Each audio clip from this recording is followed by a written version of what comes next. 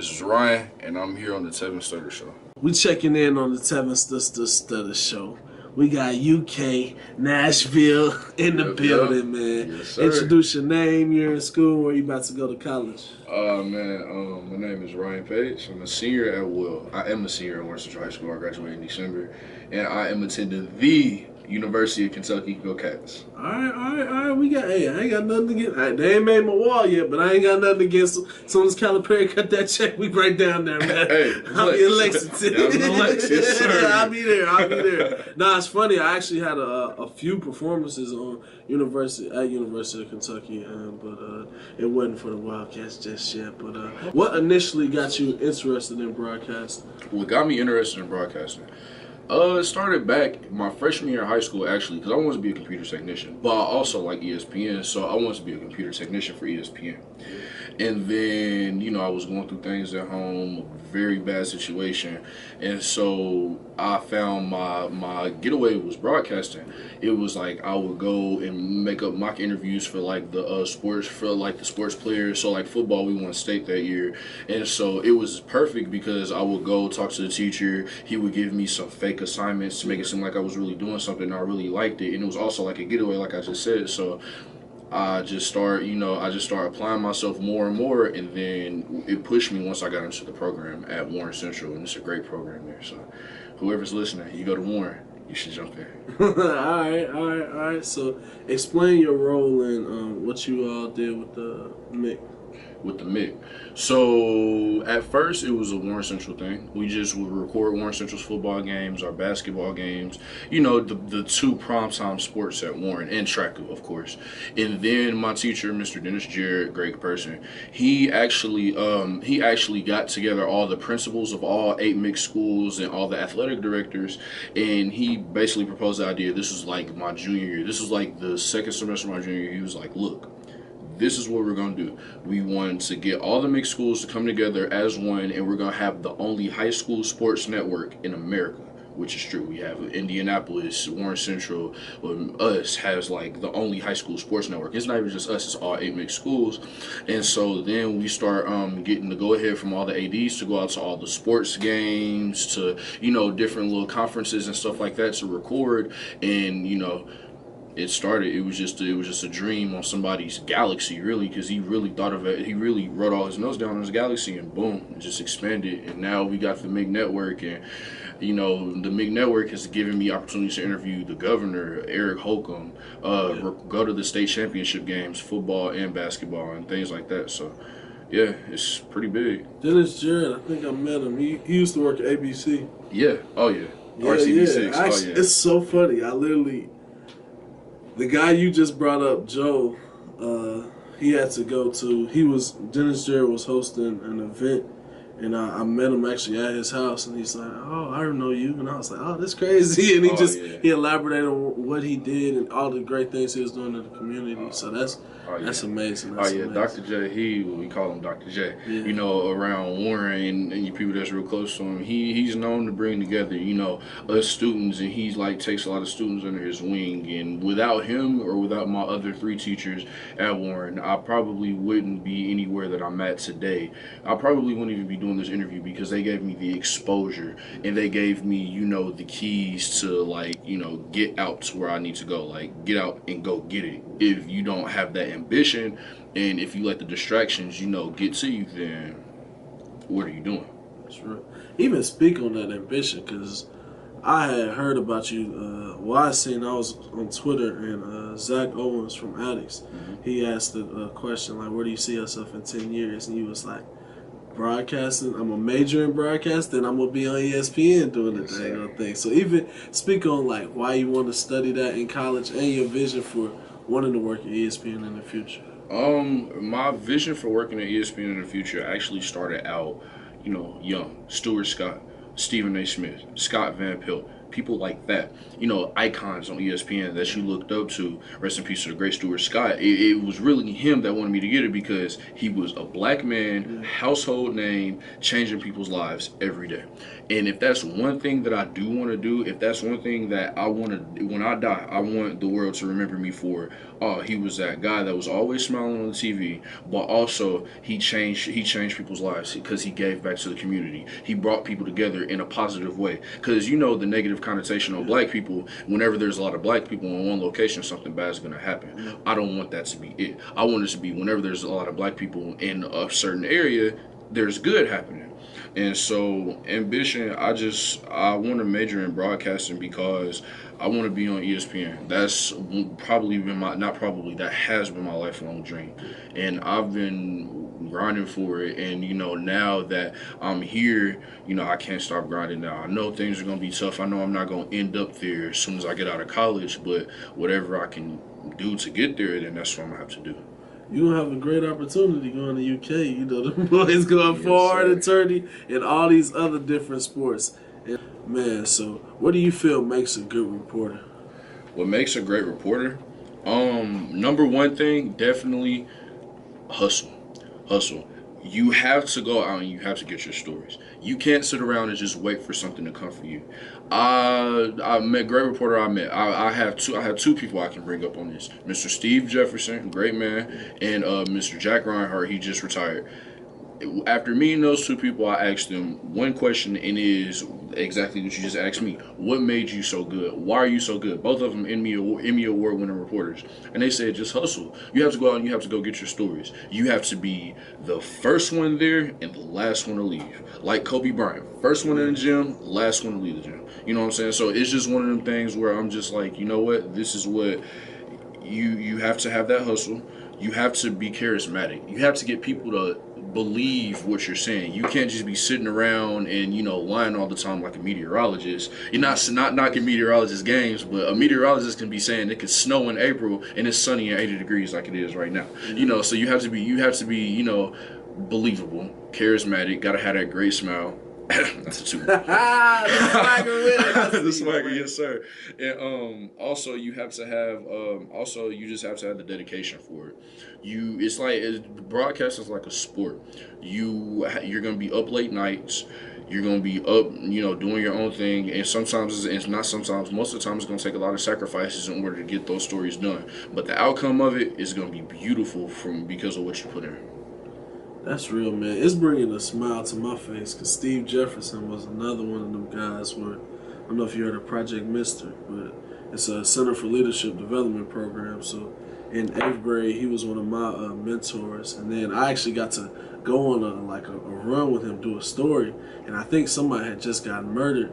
And he was actually he was like interviewing like the victim's family. And he's like knocking on the doors, interviewing their family, and I'm like, yo, Steve, should we be here right now? Like, I don't know if the spot is clear right now, but he literally stayed there and got that story. So that man, it means a lot to see young black men utilizing the resources for what you've done. So, and definitely and because the 100 Black Men Andy Botillion program, I just finished that, and Mr. Jefferson was my drill sergeant, and I can't speak on what we did, but what I'm saying, him, outside of that, he's a great person, what I'm saying. Mr. Jefferson is he brings you under his wing. He lets you know what's real. And also Mr. Eric Cox on RTV6, he was there too as one of my mentors, and because of them, I'm in the National Association of Black Journalists. I'm a student member of that, And it's because of them. It's because of the people that you connect with, and just going out there and just networking and letting people know who you are,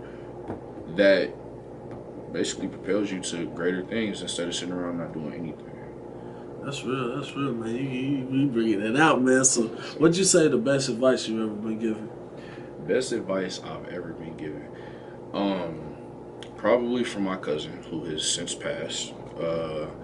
Can't be simple. Can't be a simple person. You have to be different. And I take that and I use that every day because it's real. Everybody today, everybody is copying somebody's stuff. No matter what it is, somebody has done it before. You have to go out, you have to be different. I feel like you can't be simple.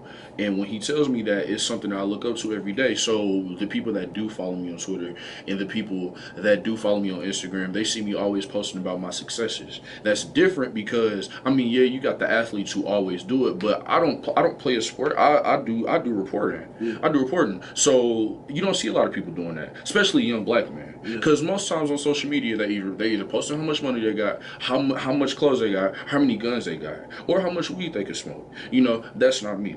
I wanted to take a different route to make it out. Instead of music, instead of sports. And I feel like I feel like me being different, not being simple, to tie that all together is what's gonna help me get out. And it's like, it'll last forever. Yes, sir. Like, you can only play sports for so long, man. They got broadcasts. They 80 years old, still trying to call the plays and huddle and do different things. So, like, you sit in the booth, man. So, looking back on it, what would you tell the 8th grade version of yourself entering high school? 8th grade version of myself entering high school. Stay in the books. Definitely. My 7th to 8th, my 8th grade year was actually my turnaround year. 7th grade, I was horrible. I was bad. My mama was finna send me to juvie. That's how bad I was. And I didn't listen. I didn't care. Had F's and D's and all that. 8th grade year, I started to turn around because I seen her cry. And I hate to see my mama cry. And, you know, so definitely stay in the books because high school is serious. You cannot get them. You cannot get those scholarships. You cannot get into those colleges without, you know, without staying in the books. And definitely, I feel like education is key. So stay in the books, definitely. So a little lighter note, man. Speak on the Nashville upbringing. And what's the best chicken y'all got down in Nashville? 'Cause you know I'm 200 and too much, so when I hit the road, I gotta have my chicken. I told you, Hattie B's was a little spot we hit when we was in Nashville. Yeah. So what's another little spot that you mentioned earlier? Oh man, Princess Hot Chicken for sure. Princess Hot Chicken. Man, Princess Hot Chicken. You get that whole little commercial. So next time I'm gonna give me a free plate, bro. Yes. Go down there off of Ewan Avenue. Princess Hot Chicken, right there in the little corner. Princess Hot Chicken. You still remember the zip code? I still remember the zip code. I think if I'm not mistaken, it's 37214. 37214. Yes. Chunky kid, boy. Oh yeah. For sure. I was definitely still a chunky boy now. I gets down on my chicken. Definitely. You know, Nashville upbringing, man. It's the good old South. Southern hospitality at its finest. I love being from Nashville. I even got it on my shirt right now. It's a Nike Nashville shirt. You know, I love Nashville. It's one of them places where Nashville is not a big market. It's not a big city for opportunity. But if you go down there, you ain't gonna never want to come home. I'll tell you that much because you'll love it. We got one of the best malls in America, Opry Mills, home to over 50 or 60 different designer outlets. Not saying that's not trying to be materialistic, but it is what it is. It is what it is, definitely. What else? We have we have the Titans. They ain't that good, you know, but we have a great hockey team. You know, hockey is what's up. You know, I love the fights. I love the action. You know, just because it's sports. And also, just the people down there are really good. You know, Nashville has been known, Tennessee itself has been known to be a racist state, but, you know, we all stick to, but us as like a community, the black people, especially the north side, Bordeaux, where I'm from, we stick together as a community and we try to, you know, get away from all the violence and stuff like that. Not saying that violence is one of those things that you have to look out for in Nashville, but, you know, we still have to stay away from it, you know, try to band together as well. That's real, man. So, what's your favorite sport to cover? My favorite sport to cover. Just because look, and it's not even just because they're there. He hesitated. It's not even just because they're here. I think number one will probably be football because it moves at a slower pace. And also going to Warren Central. We a football school. Yeah. We're known in the city for football. We breed some of the greatest athletes, as you can see out there. You know what I'm saying? So definitely that, because I can say because when they go into the NFL, I'll be like, I covered them games. You know, yeah. I was there in high school to watch them upbringing. My second sport will probably be basketball. And I know that's probably gonna have to change to like my first because of the school I'm going to. You literally flipping. Yeah, I'm flipping, but you know, but I mean, probably, but most times it's football. I love football season because it's just the action, but then also basketball too because you know it's a hype sport. It gets you hype, like the N1s, the dunks, the threes, all that just gets you turn, crunk, pump. he feel it. He was about to preach. He said, Woo! turn, pump, pump. Hey, there we go. Nah. But, so, man, as far as people who've influenced and shaped you, who's the individual that you see that motivates you, that inspires you? Oh, man. Somebody that motivates me, that inspires me. I have a couple people. Hey, we got time, bro. We got time. My mom, definitely. My mom is definitely somebody that inspires me, and that's because if people that don't know, I'm open with it. I'm a survivor of domestic violence. My mother's a survivor of domestic violence. Around this time, 2 years ago, my mother was almost killed in a domestic violence dispute. My sister was almost killed because of my mom's ex-boyfriend.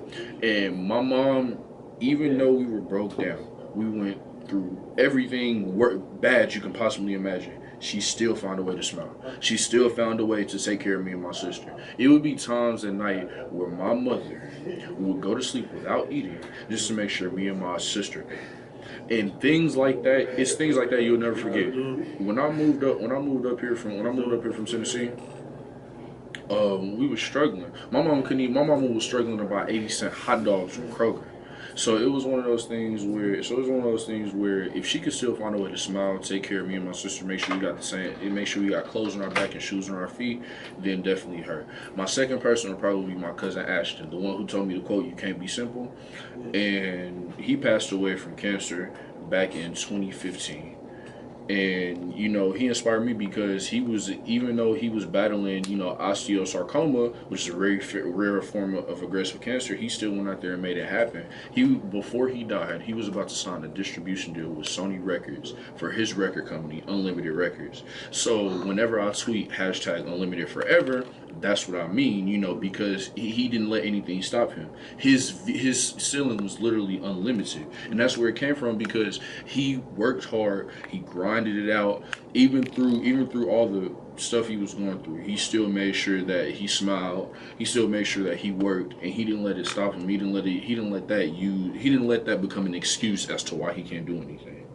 Even though I know it would be a pretty legit excuse, because you're battling a kind of like I can't say a terminal illness, but a very rare aggressive form of cancer. He still didn't let that stop him. He still managed to smile. And those two people right there, if those are two people I could probably give it all to, if Ashton was still here, them two would definitely be the ones. That's real. So any other shout outs to people that got you here? Shout outs to Mr. Jared. Shout out to the Botillion. Shout out to my Bo brothers. They definitely inspired me. Definitely shout out to my Bo brothers. Zach Owens is one of my Bo brothers. That's how you probably found me.